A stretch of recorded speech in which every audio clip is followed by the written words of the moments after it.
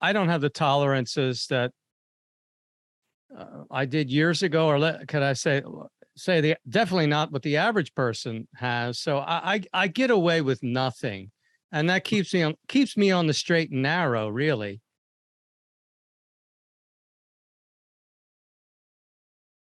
In this homeostasis, we talked about before, I've really fine-tuned it. I've made a science of it. Sure. And that requires a lot of attention.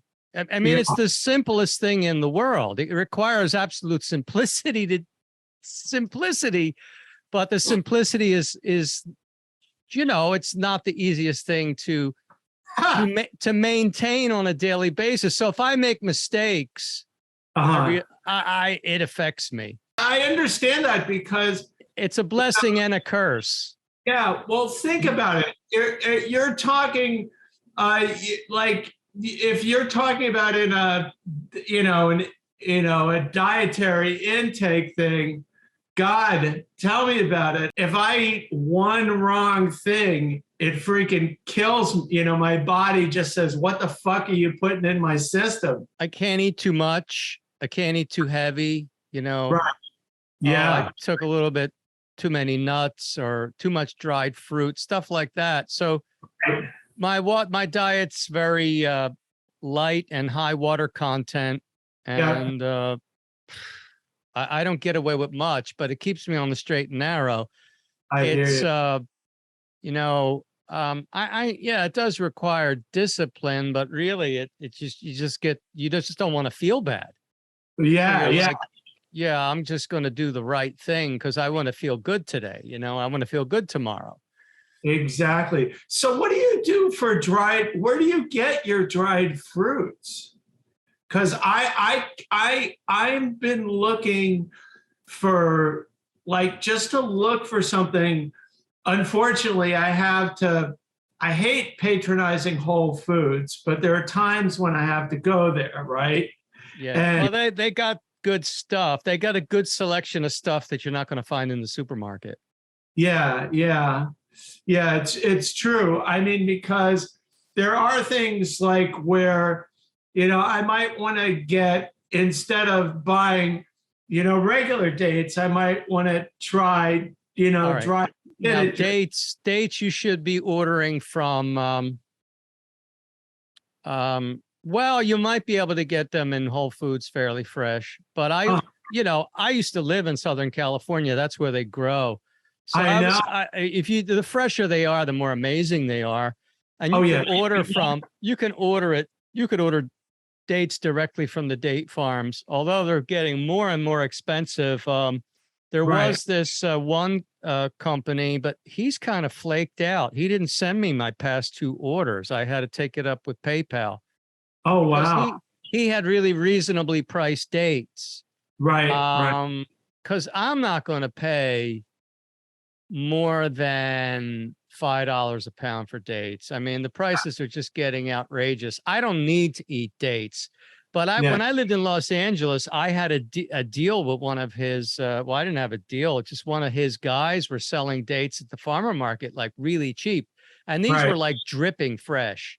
I mean, see, dates are not really dried fruit. They dry out on their own. There's no drying process. It's just that the older they get. So I got about 150 pounds of dates in the refrigerator downstairs that aren't really fresh. But what I do with those is I soak them. Okay. And I either eat them just like that because they'll rehydrate and they're much better, and they digest better and they're not as heavy. But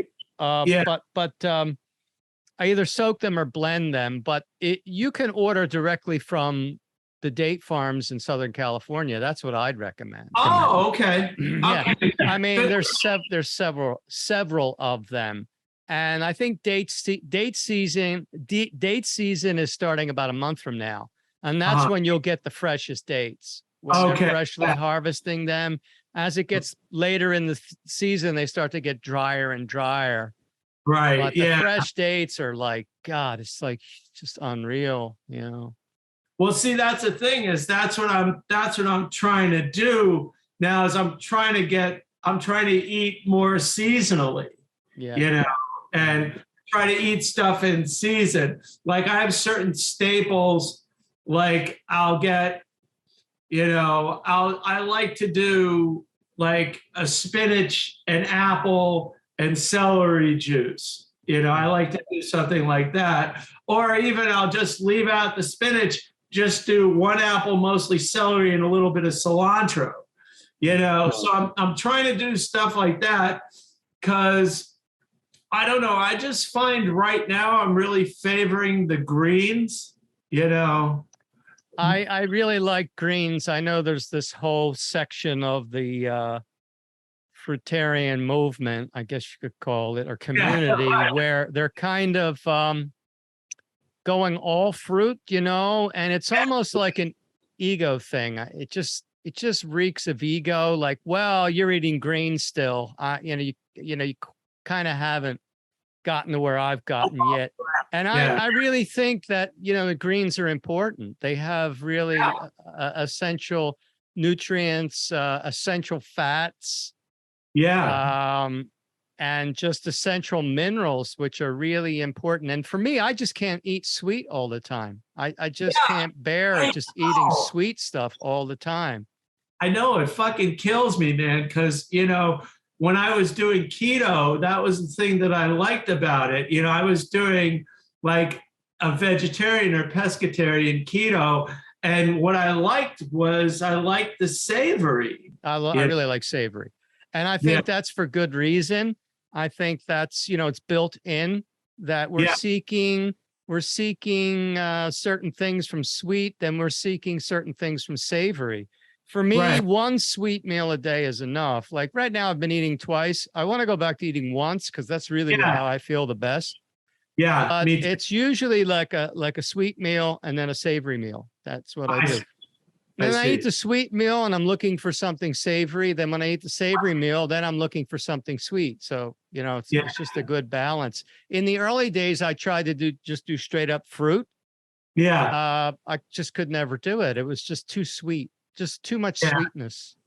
I know that's the thing. That's another reason why, I'll do like the spinach, or I might have like cucumber or something in there, because I can't get like you on the same thing. If it's too, if it's too sweet, I just get like, absolutely. I can't handle it.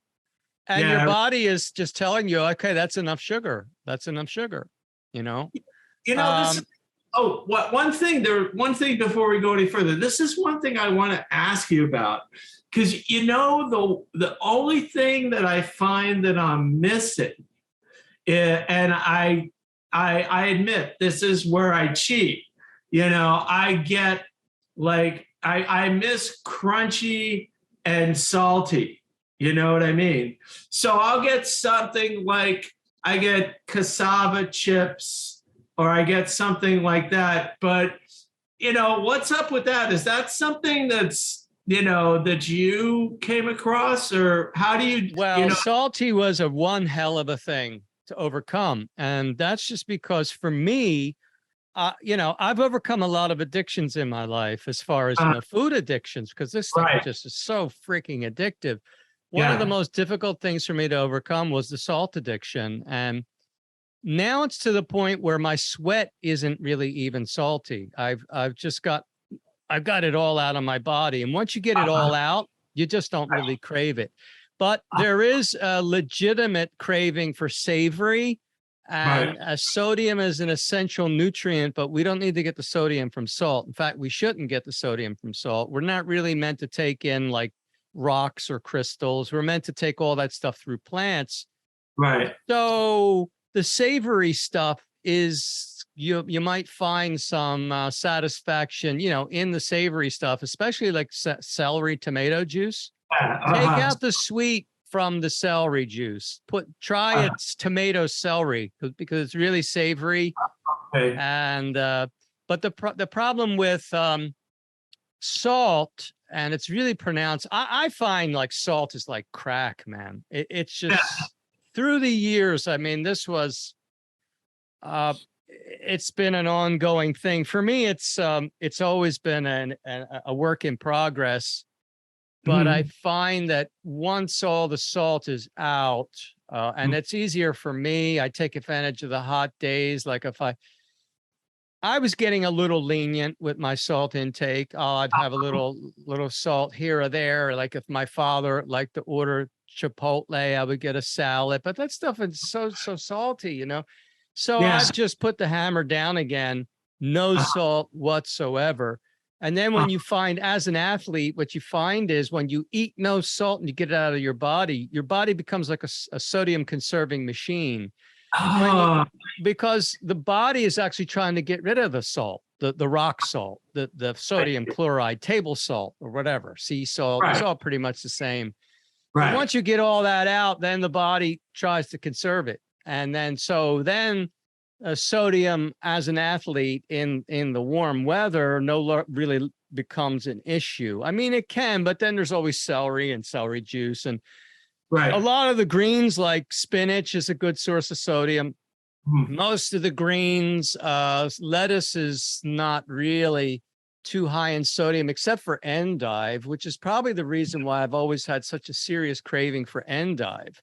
That makes sense. Yeah, curly endive. So yeah, I mean, there's natural sources, especially like celery, especially celery juice.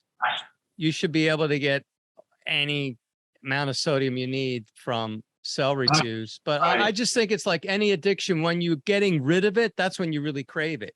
Like if your body is detoxing the salt, it's going to make you crave it more. So it's like this catch-22. And I've gone through that so many times where you're just like, God, I just want something salty. But I don't get that tug so much anymore. But, you know, it's been years in progress. I think the first time I completely gave up salt, or at least attempted to give it up, was back in 2009. That was the first time I really, so it's been like an ongoing kind of struggle, back and forth struggle, where that you master it, then you eat salt again, and it's like, oh, now it's almost like you got to start all over again. Because now when you're getting rid of it, then you start craving it again. Crunchy, I mean, that could be just from the way we're used to eating. We're used to coming up with so much crunchy stuff. But stuff like Brazil nuts are kind of crunchy. I always thought that was a kind of satisfying to eat something like Brazil nuts. There are certain nuts that are crunchy, like Brazil nuts. But you don't want to overdo the nuts either. No. I've got it to now where I basically do like, I do like 5 Brazil nuts. I do like a handful or 2 of pumpkin seeds. Oh, I really like pumpkin seeds. And then I'll do like 2 handfuls of almonds, you know. That's pretty much, you know, I try to keep the nuts really down to that. You know, I might have 1 handful of some other kind of nuts during the, you know, because I'm trying to do single meal as well. I haven't always, you know, I did it for a long time. It's a mindset. That you asked me about that before. Why'd you get off it? Well, then, you know, I became the bicycle carrier. And it seemed kind of, there were days I did try to do 1 meal a day, even as a bicycle carrier, but then I find I would just create this calorie deficit because I was doing 50 to 100 miles a day, you know? So I went back to 2 or 3 times a day, and I just sort of lost that mindset. And it could be a tough mindset to get back to. I said to my father, I said, you know, I wake up in the morning, I'm looking for something to eat like a dog. That's what dogs do. You know I mean, it's like, but we're human, you know, we're supposed to rise above the animal stage, but we still have that animal instinct. Let's face it. So these things are difficult, but it's a mindset. I did 1 meal a day for a year. And on this diet, you know, people were saying, oh, well, the diet's not condensed enough. It's not like dense enough to do once a day.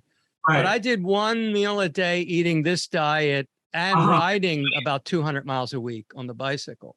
Wow. And, Now, yeah, the body adapts, but what happens is you free up all that energy yeah, for anything else you want to do in your life, all that digestive energy. Now, fruits and tender greens are the easiest thing to digest anyway.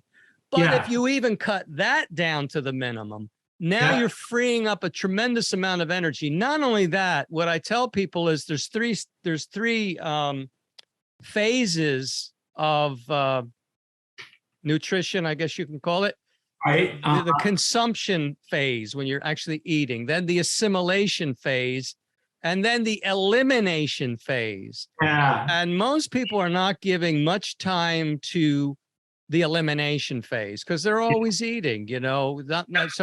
So when you eat once a day, you really give enough time. You give plenty of time for the elimination. So that just makes you feel amazing too, because your body is just at a minimal toxic level, especially if you're eating a clean diet, and you just feel like Superman. I mean, it's just the alertness and just so, you know, it's a work in progress, really. And we don't live in a world that really supports ain't that the fucking truth? Yeah, man. You know, we have to rise above the world while living in it. And that's our task. And you know, it's like because if you can't do that, then you know, basically that's the lessons we need to learn here. Sure. And the difficulty of it is, well, you know, you don't lift light weights if you want to become strong. You lift heavy weights, and then you can lift heavier and heavier weights. I mean, it's just, it's a spiritual development by being difficult. If it weren't difficult, what would be the good of it? You wouldn't develop. Well, the push through to, you know, to get over that initial resistance, you know, like the difficulty it's a good thing. Like stress is a part of, you know, growth in biology, you know? Yeah. So, you know, you understand that and it becomes easier, you know? Like we don't want to, like, especially like you said, we live in a society that doesn't support it.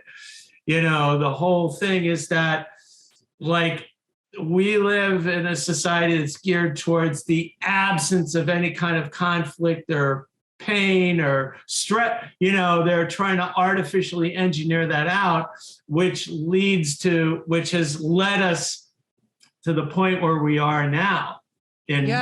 Well, that's the thing, like what I went through on Monday. That's not the time to take a painkiller or whatever. That's the time to say, oops, what did I do wrong? Okay, I'm not going to do that again.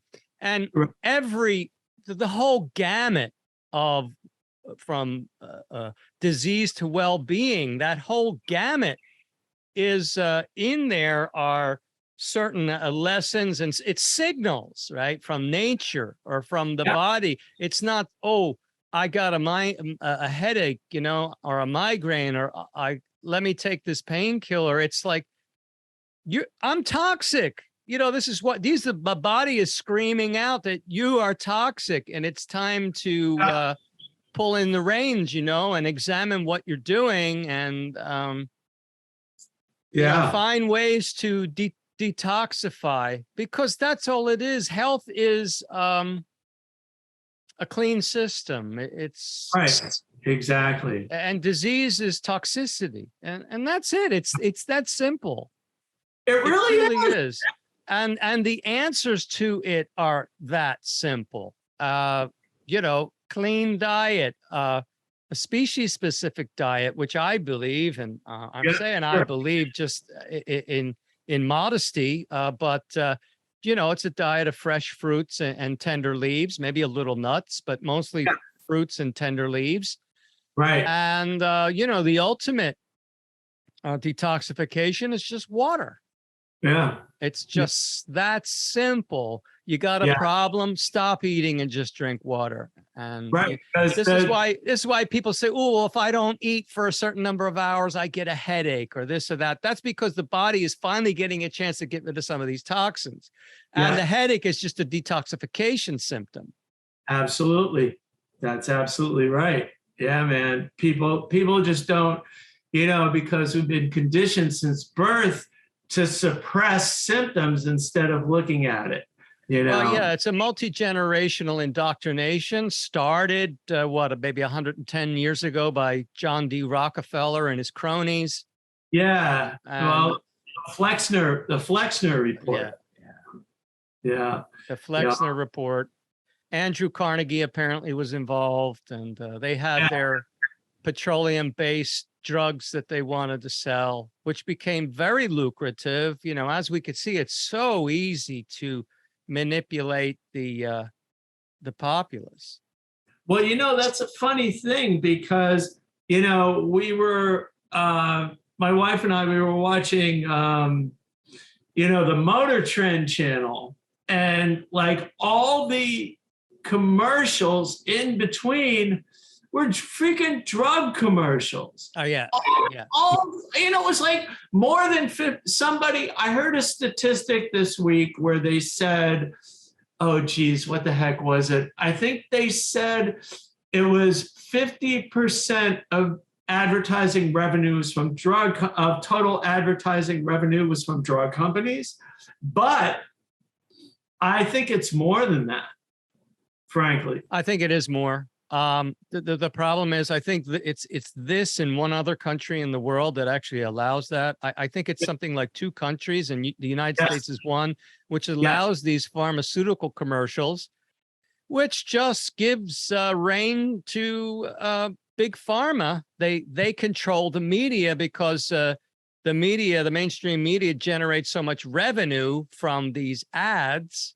Right. So it's really diabolical what is going on, and what is it called? Stockholm syndrome. I mean, the people that are the victims of this will fight, to defend the people who enslaved them.